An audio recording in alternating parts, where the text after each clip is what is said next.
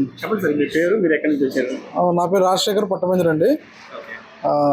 గౌరవ ముఖ్యమంత్రి నారా చంద్రబాబు నాయుడు గారు గతంలో కూడా ముఖ్యమంత్రిగా 3 సార్లు పనిచేయడం జరిగింది. ఇప్పుడు ఇది 4వసారి ముఖ్యమంత్రిగా ఎన్నిక అవ్వడం జరిగింది. నారా చంద్రబాబు నాయుడు గారు అనగానే మనకు గుర్తొచ్చేది ఏంటంటే విజనరీ లీడర్ అనేటటువంటి ఒక తత్వం అనేది ప్రజల్లో బాగా నాటుకుపోయినటువంటి సందర్భం మనం చూసాము. పరిపాలన దక్షిణ అని చెప్పేసి కూడా అని అంటాము. సో గత 5 సంవత్సరాల యొక్క వైఎస్ఆర్సీపీ పాలనలో జగన్మోహన్ రెడ్డి గారు ఏ ఉద్దేశంతోనైతే ఆ యొక్క పార్టీని స్థాపించారో వైఎస్ఆర్సీపీ పార్టీని, దానికి అనుగుణంగా కాకుండా దానికి పూర్తిగా వ్యతిరేకంగా ఆ గత 5 సంవత్సరాల పాలన అనేది జరిగింది. సో ఒక మాటలో చెప్పాలంటే రాష్ట్రం మళ్ళొక 30 సంవత్సరాలు వెనక్కిపోయింది అని చెప్పడం ఎటువంటి సందేహం లేదు. సో మళ్ళీ నారా చంద్రబాబు నాయుడు గారే ముఖ్యమంత్రిగా వస్తే తప్ప మళ్ళీ రాష్ట్రాన్ని మనం బాగు చేయలేమని చెప్పేసి ప్రజలు ఒక అభిప్రాయానికి వచ్చి మళ్ళీ ఒక కూటమి ప్రభుత్వాన్ని గెలిపించడం జరిగింది. సో గవర్నమెంట్ వచ్చినటువంటి నెలలోనే ఈ సంక్షేమ కార్యక్రమాలు ఏవైతే ఉన్నాయో, ముఖ్యంగా వృద్ధులు వితంతువులకు సంబంధించినటువంటి ఈ పింఛన్ విషయంలో కూడా 3,000 రూపాయలు ఉన్నటువంటి పింఛన్ని 4,000 రూపాయలకు తీసుకెళ్ళడం, అదేవిధంగా ఉచిత గ్యాస్ సంబంధించినటువంటి ఈ సిలిండర్ల పథకం ఏదైతే ఉందో ఫ్రీగా ఇవ్వడం జరిగింది.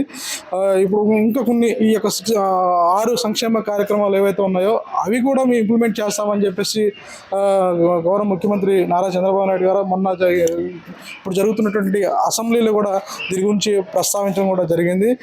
మొన్న విదేశాంగ మంత్రి నారా లోకేష్ కూడా సార్ కూడా తల్లికి వందనానికి సంబంధించి కూడా కొన్ని వ్యాఖ్యలు అనేది చేయడం జరిగింది. మే నెలలో అని చెప్పేసి ఇస్తామని చెప్పేసి అంటారు. ఏదేమైనా కానీ ఈ యొక్క 6 సంక్షేమ కార్యక్రమాలు ఏవైతే ఉన్నాయో ఇవన్నీ కూడా తూచా తప్పకుండా ఇంప్లిమెంట్ చేస్తేనే తప్ప మళ్ళీ ఈ 6 సంక్షేమ కార్యక్రమాల్లో ఏది కూడా మిస్ అయినా కానీ మళ్ళీ గవర్నమెంట్ ఏదైనా కానీ ప్రజల చేతిలో ఉంది, అది మళ్ళీ రావాలా వద్దు అనేది. సో ఇంకా వేరే విషయాలకు వస్తే నిన్న మొన్న పిఠాపురం నియోజకవర్గానికి సంబంధించి జనసేన ఆవిర్భావ దినోత్సవం జరిగిందండి. దీనికి సంబంధించి నాగబాబు గారు కొన్ని వ్యాఖ్యలు చేయడం జరిగింది. ఇది చాలా దురదృష్టకరం. ఎందుకంటే ఒక కూటమిలో ఉండి కూడా మాకు తెలియదే ఉంది. నాగబాబు గారు అంటే ఫస్ట్ నుంచి కూడా సినీ ఇండస్ట్రీలోనే నాగబాబు గారు కొన్ని వివాదాస్పద వ్యాఖ్యలు చేస్తూ ఉంటారు అప్పుడప్పుడు. అంతకుముందు బాలకృష్ణ గారి విషయంలో కూడా ఏది పడితే అది మాట్లాడి అంత పెద్ద ఇమేజ్ గలటువంటి నాయకుడు, ఒక స్టార్ అయి ఉండి చిరంజీవి గారి తర్వాత నెక్స్ట్ ఎవరైనా అంటే ఫిలిం ఇండస్ట్రీలో బాలకృష్ణ గారు అంటారు. అటువంటి వ్యక్తిని కూడా అర్థం పద్ధతి లేకుండా ఎలా పడితే అలా మాట్లాడి మొన్న జరిగినటువంటి ఆవిర్భావ దినోత్సవంలో కూడా జనసేన ఆవిర్భావ దినోత్సవం ఏదైతే ఉందో ఆ రోజు కూడా నాగబాబు గారు వర్మ గారిని ఉద్దేశించి ఆ విధంగా మాట్లాడడం చాలా తప్పండి. ఎందుకంటే మరి అంత ఇమేజ్ ఉన్నటువంటి నాయకుడు పవన్ కళ్యాణ్ గారు అనుకుంటే మొన్న గాజువాకలే కానీ అదేవిధంగా భీమవరంలో పోటీ చేసినప్పుడు మరి గెలవాలి కదా. అటు నాగబాబు గారే కాదండి, ఇటు పవన్ కళ్యాణ్ గారు కూడా తప్పది 40 సంవత్సరాలు ఉన్నటువంటి పార్టీని కూడా మేము నిలబెట్టామని చెప్పని అంటున్నారు. 40 సంవత్సరాల నుంచి 40 సంవత్సరాల పార్టీ నిలబెట్టామన్నప్పుడు మరి సింగిల్గా పోటీ చేయొచ్చు కదా నాగబాబు పవన్ కళ్యాణ్ గారు. పొత్తులు ఎందుకంటే అటువంటిప్పుడు ఆయనకి అంటే మేము వాళ్ళని నిలబెట్టు మేము కూడా నిలదొక్కున్నాం అంటున్నారు. నిలబెట్టారు, నిలదొక్కున్నారు, అంతవరకు బాగానే ఉంది. ఇక నాగబాబు గారు చేసినటువంటి వ్యాఖ్యలు ఎలా ఉందనంటే మేము సపోర్ట్ చేయడం వల్ల తెలుగుదేశం పార్టీ గెలిచిందని చెప్పడం అది హాస్యంగా ఉంది. ఎందుకనంటే నక్కే నాగలోకి అనుకున్నట్టు తేడా ఉందనండి. 40 నుంచి 50% ఉన్నటువంటి పర్సంటేజ్ పార్టీ గత 43 సంవత్సరాల నుంచి తెలుగుదేశం పార్టీ అనేది ఉందండి. ఆశాభాష పార్టీ కాదు ఇది. నిన్న కాక మొన్న పట్టుకొచ్చినటువంటి జనసేన పార్టీని తీసుకొచ్చి నాగబాబు గారు ఏదో మా వల్లే మాకు ఇక్కడ తెలుగుదేశం అధికారంలోకి వచ్చింది, మేము లేకపోతే అధికారంలో రాలేమని చెప్పేసి ఇక పిచ్చి పిచ్చి మాటలు నాగబాబు గారు మాట్లాడుతున్నారు. ఇది చాలా చాలా తప్పండి. నాగబాబు చెప్పాలంటే నాగబాబు అసలు ఆ మాటలు మనం పట్టించుకోవాల్సిన అవసరం లేదండి. ఆయన ఒక పిచ్చోడు, ఏదో పడితే అది మాట్లాడుతూ ఉంటాడు. అంటే ఆయన చేసిన వ్యాఖ్యలు జనసేన పార్టీకి నష్టం జరుగుతుంది. 100% జనసేన పార్టీ నష్టం కలుగుతుంది. ఎందుకనంటే అంతెందుకు మన జరిగినటువంటి మీటింగ్లోనే పవన్ కళ్యాణ్ గారే చెప్పారు కదా, ఈ వ్యతిరేకంగా ఏం మాట్లాడలేదు పవన్ కళ్యాణ్ గారు. ఒక 40 సంవత్సరాల అనుభవం ఉన్నటువంటి ఒక నాయకుడితో మనం ప్రయాణం చేస్తున్నాం అని చెప్పేసి ఒక అద్భుతంగా మాట్లాడారు. వెలపిరిలో జరిగినటువంటి దాడికి సంబంధించి విషయాలు కూడా మాట్లాడారు. అంత పెద్ద నాయకుడితో మనం ఇక్కడ కలిసి ప్రయాణం చేస్తున్నట్టు మాట్లాడారు. ఆ విధంగా మాట్లాడాలి కానీ ఈ విధంగా రెచ్చగొట్టిన మాటలు నాగబాబు గారు మాట్లాడడం అనేది కరెక్ట్ కాదండి. ఆయన ఇప్పుడు మీ గ్రామాల్లో కానీ పల్లెటూరులో కానీ ఈ గవర్నమెంట్ వచ్చాక అభివృద్ధి ఎలా ఉంది సార్?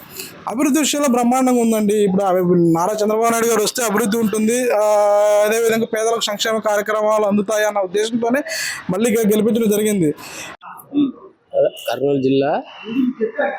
కర్నూలు జిల్లా మంత్రాలయం మండలము రాంపం గ్రామం 2010లో 9లో ఫ్లడ్ వచ్చింది మాకు. తుంగభద్ర నది వస్తే ప్రతి రేషన్ కార్డు మీద ఒక ఇల్లు శాంక్షన్ చేశారు గవర్నమెంట్. మాకు అంది లేకున్నట్ల ఎమ్మెల్యే బాలనగర్ రెడ్డి వాళ్ళ అనుచరులకి ఇచ్చి ఉన్నారు. నాలాంటి పేదవాళ్ళు చాలా మంది ఇలాగా రోడ్డు మీద ఉన్నారు. అది అడిగితే కొడుతున్నారు. ఈ మా లోకేష్ గారి కాడ పోయి వచ్చిన దానికోసమే పిలిపించి కొట్టి కేసు పెడితే గానీ కేసు ఇట్లా చేపించారు. లోకాయుక్తలు కేసు పెట్టి అధికారులు కూడా వాళ్ళు మా కలెక్టర్ వీళ్ళు పెట్టినా కానీ అర్జీ పెట్టినా కానీ వీళ్ళు ఎమ్మెల్యే ఏం చెప్పారు అదే రాసుకుని వెళ్తున్నారు. మాకు వచ్చి మా పరిస్థితి ఎప్పుడు ఈ గవర్నమెంట్ వచ్చిన తర్వాత ఈ గవర్నమెంట్ లోనే అధికారులంతా వాళ్ళు చెప్పిందే రాస్తున్నారు. మా ఇంటికి వచ్చి ఏవి రాసుకుని పోవడం లేదు. వాళ్ళు చెప్పిందే, వాళ్ళు ఎమ్మెల్యే కింద ఉంటారు కదా వాళ్ళ మనుషులు చెప్పిందే రాసుకుని పోతున్నారు. తర్వాత వచ్చి మాకు బలవంతంగా తీసుకోండి అంటున్నారు. మా కాడ వచ్చి మీరు రాయలేదండి, ఎవరితో ఎంక్వైరీ చేసి రాసింటారు వాళ్ళకి ఇవ్వమని చెప్తే బెదిరించి పోయి మరి పోస్ట్ చేస్తున్నారు. మరి కలెక్టర్ గారికి పెట్టాము. 2005లో మూడో నెల 17వ తారీఖు పెట్టాము. కలెక్టర్ గారు చర్యలు తీసుకోండి దీని మీద అన్నారు. చెప్తే పీడీ వచ్చి ఎమ్మెల్యే కాడకు పోయి సత్యవాలయం కాడకు పోయి వాళ్ళ ఎమ్మెల్యే మనుషులతో రాసుకొని వెళ్ళి మరి మాకి పోస్ట్ ద్వారా పంపించాడు. అక్కడేమి మా కాడ వచ్చి ఎంక్వైరీ చేశామని రాశారు దాంట్లో పేపర్లో. పార్టీ ఆఫీస్ దగ్గరికి వచ్చారు, ఏ నమ్మకంతో వచ్చారు? వీళ్ళు వచ్చిన తర్వాత మీరు న్యాయం చేస్తారని నమ్మకం మీకుందా? చేస్తానని నమ్మకం ఉంది సార్. లోకేష్ సార్తో కలిశాను. కలిసి మేము న్యాయం చేస్తామని చెప్పారు. ఇదంతా రాయండి, మా ఎంఆర్ఓకి అందరికీ లబ్ధిదారులు 2012 నుంచి 2008 వరకు ఆ ఊర్లో లబ్ధిదారులతో సహా ఇష్యూ అయింది. డేట్తో సహా మాకు రేషన్ కార్డు అందజేయాలంటే ఇవ్వటం లేదు వాళ్ళు. ఎందుకంటే వీళ్ళు తప్పు చేశారు కాబట్టి, చాలా మంది ఉన్నారు కాబట్టి అవన్నీ దొరుకుతుండవని ఇవ్వటం లేదు వాళ్ళు. రాశాను మేము రాస్తే కానీ ఇవ్వటం లేదు. అధికారులు కూడా బెదిరిస్తున్నారు మాకు. ఇంటికి పోయి మేము ఏడాన పనికి పోయినప్పుడు ఇంటికి వచ్చి అది బెదిరిస్తున్నారు. ఏ ఎంఆర్ఓ రాలేదు, ఏ రెవెన్యూ వాళ్ళు రాలేదు మా ఇంటికి. పరిస్థితి ఏమని ఎమ్మెల్యే ఏం బాలనారెడ్డి ఎమ్మెల్యే వైసీ ఎమ్మెల్యే ఏం చెప్పారో అదే రాసుకొని పోతున్నారు. 4 మనుషులతో పంపుతారు, వాళ్ళు రాసుకుంటారు. మేము మా ఇంటికి వచ్చినట్లు రాస్తారు. దాంట్లో వెళ్ళి ఎంక్వైరీ చేసాము వాళ్ళ ఇంటికి పోయాలి, తప్పుడు సాక్షులు రాసి పంపుతున్నారు. అధికారులు కూడా ఎమ్మెల్యే మాట వింటున్నారు. లోకేష్ గారిని కలిశారు, మీ సమస్యను ఆయన పరిష్కరిస్తారని చెప్పారు. చెప్పారండి, చెప్పారు. ఈ 9 నెలలు అవుతుంది ఇప్పుడు కూటమి ప్రభుత్వం. నేను కలిసి 12వ నెల కలిశానండి. 12వ నెల 17వ తారీఖు కలిశాను లోకేష్ సార్కి. కలిసే మేము న్యాయం చేస్తాంలే అన్నారు. న్యాయం చేస్తారు, టైం పడుతుంది, మీరు అవన్నీ రేషన్ కార్డులు డీటెయిల్ అడగండి, ఇండ్లు డీటెయిల్ అడగండి అని చెప్తే రెవెన్యూ వాళ్ళు డీటెయిల్ ఇచ్చారు ఇండ్లు అయినవి. కానీ ఎంఆర్ఓ వాళ్ళు వీళ్ళు సివిల్ సప్లై వాళ్ళు ఇవ్వటం లేదు.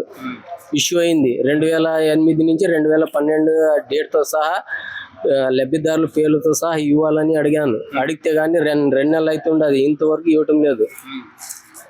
ఇష్టం వచ్చినాక ప్రవర్తిస్తున్నాడు.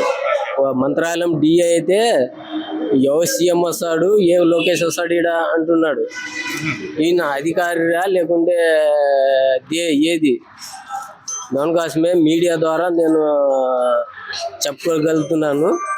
ఇది ఒక నెల అయిన తర్వాత సీఎం సార్ కలిసి స్టేడియంకి పోయి సీదా మీడియా వాళ్ళకి పెడతాను. వాళ్ళే సమాధానం అడుగుతారు. వీళ్ళు రాసింది రాత. చెప్పమ్మా, ఎక్కడి నుంచి వచ్చారు మీరు? మీ పేరేంటి? మాది పల్లామల్లి, శివంకుత్తి మండలం. శివంకుత్తి మండలం. ఓకే. ఏంటి సమస్య ఏంటి? ఏ సమస్య నుంచి ఇక్కడికి? పొలం 62 సెంట్లు, 234 ఎకరాలు, 5 సెంట్లు పౌరాఫీస్ ఎకరాలు. దాని గురించి సమస్య చెప్పుకోవడం. ఈ సమస్యని వీళ్ళు తీరుస్తారని నమ్మకం మీకు ఉందా? మరి ఉంటేనే వచ్చాను. అంతేనా? ఇప్పుడు 9 నెలలు అవుతుంది గవర్నమెంట్ వచ్చి. మీకు ఎలా అనిపిస్తుంది? పరిపాలన ఎలా అనిపిస్తుంది? నాకేదనిపిస్తలేదు ఇప్పుడు. ఎవరు చేయలేదు, ఆడు చేయలేదు, ఈడు చేయలేదు. మరి ఇప్పుడు ఈ మీద నమ్మకం ఉందని చెప్పని అంటున్నారు. వచ్చాను, వచ్చి నీ బోటి వాళ్ళు చెబితే 500 ఖర్చు. మీ పెన్షన్ వస్తుందా? అట్లీస్ట్ ఆ పెన్షన్ ఒక్కటి వస్తుంది. పొద్దున్నే వస్తుందా? ప్రస్తుతానికి వచ్చేస్తుందా? తర్వాత వస్తుందా? లేకపోతే మర్నాడు తెచ్చేస్తాను. మర్నాడు తెచ్చిస్తున్నారు అసలు. పెన్షన్ మటుకు ఏం ఆపటం. చంద్రబాబు నాయుడు మీకున్న సమస్యని అక్కడ ఉన్న నాయకులు ఎవరికైనా చెప్పుకున్నారు కొన్ని? ఆ పెన్షన్ ఒక్కటి మటుకు పెన్షన్ కాదు, ఇప్పుడు ఏదో సమస్య ఉందన్నారు కదా, ఆ సమస్య గురించి అక్కడ ఉన్న నాయకులు చెప్పుకున్నారు మీ ఊళ్ళో? చెబితేనే వచ్చింది. ఏమన్నారు? రాయపాటి సుబ్రహ్మణ్యం అడిగిపో పలానా సాటికి విమర్శ అవుద్ది, లోకేష్ వస్తాడు, మనవాళ్ళ అబ్బాయి ముత్తనపల్లి అబ్బాయి అన్నాడు, చంద్రశేఖరే బెంజిమానుగా అని చెబితే వచ్చాయి. వచ్చారు. Okay, thank you.